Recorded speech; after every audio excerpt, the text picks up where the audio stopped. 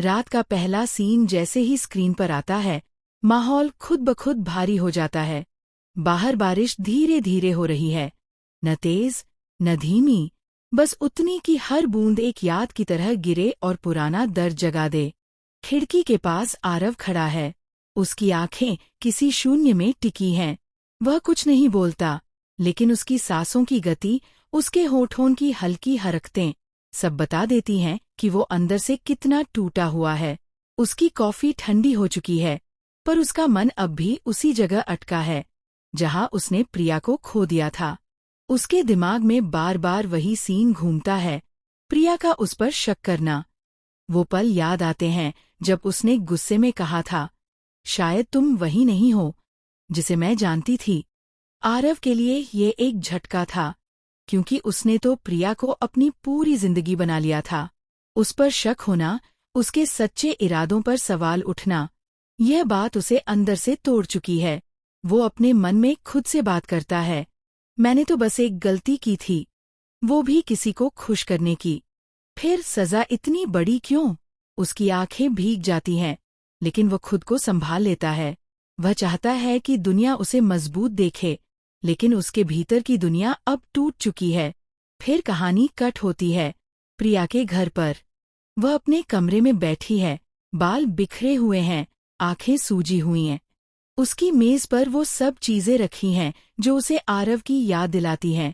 वो नीला पेन जो आरव ने दिया था, वो किताब जिसमें उसने अपने हाथों से लिखा था, पढ़ते वक्त मुझे याद करना, और वो पुराना कंगन जो उनकी पहली मुलाकात के दिन उसकी कलाई में पहना गया था।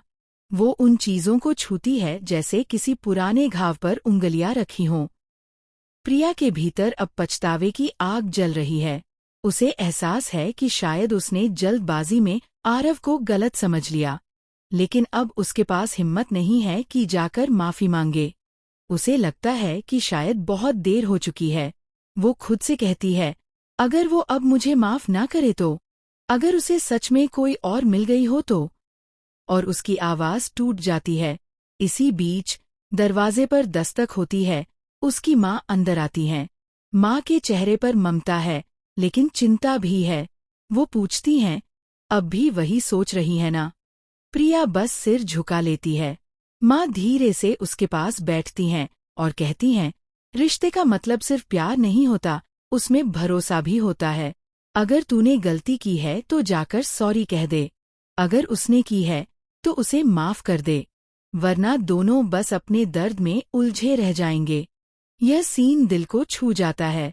कैमरा धीरे धीरे माँ की बातों पर जूम करता है और बैकग्राउंड में हल्की सी धुन बजती है, वही थीम जो हर बार सुनाई देती है जब दोनों की यादें स्क्रीन पर आती हैं। अगला सीन ऑफिस का है। आरव अपने काम में डूबने की कोशिश कर रहा है, लेकिन उसकी हर चीज उसे प्रिया की याद दिलाती है। उसकी फाइल पर पड़ी हुई एक छोटी सी स्टिकी नोट है जिस पर लिखा है, डोंट फॉरगेट लंच पी। वो उस नोट को देखता है और मुस्कुरा देता है, लेकिन वो मुस्कान अधूरी है, जैसे कोई जख्म हंसने की कोशिश कर रहा हो। इस दौरान उसकी माँ उससे मिलने आती हैं। वह उसे देखती हैं और कहती हैं, जब तू मुस्कुराने की कोशिश करता है ना, तो तेरी आंखें सब बता देती हैं। बेटा, प्यार को गलतफहमी से मिटा मत देना। आरव बस कहता है, कभी कभी प्यार से ज्यादा अहंकार बड़ा लगने लगता है। माँ जवाब देती हैं, तू जिसे प्यार करता है, वो अगर तुझसे नाराज भी है तो तू जाकर उसे मना ले। जिंदगी हर बार दूसरा मौका नहीं देती। उधर प्रिया की दोस्त नेहा उससे मिलने आती है। नेहा हमेशा उसकी हिम्मत रही है। वो कहती है, तू इतना डर क्यों रही है? अगर वो तुझसे नाराज है तो माफी मांग ले। अगर वो तुझसे प्यार करता है तो वो खुद लौट आएगा। प्रिया कहती है, पर अगर वो लौट ही न पाए तो? नेहा जवाब देती है, कम से कम तुझे ये तो नहीं लगेगा कि तूने कोशिश नहीं की। इस संवाद के बाद प्रिया के चेहरे पर दृढ़ता आती है। वो आईने के सामने जाती है, खुद को देखती है और अपने आंसू पोंछती है। वह अपने मन में कहती है, आज सब साफ कर दूंगी। वो तैयार होती है, हल्की सी साड़ी पहनती है, बालों को बांधती है और टैक्सी लेकर आरव के ऑफिस निकल पड़ती है। ऑफिस में आरव एक नई क्लाइंट से मीटिंग कर रहा होता है। वह